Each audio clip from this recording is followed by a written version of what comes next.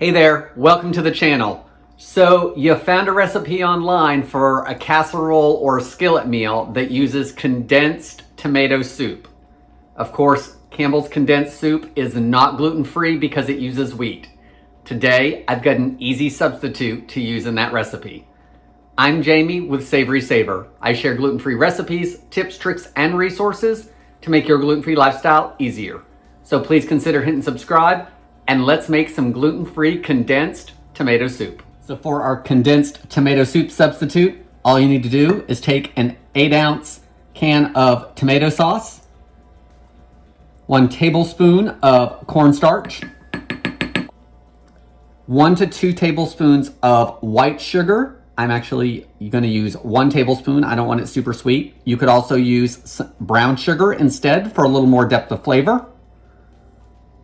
A half teaspoon of salt, and a pinch or 2 of garlic powder. I've got under 1/8 teaspoon. Once all your ingredients are in the bowl, give it a good whisk.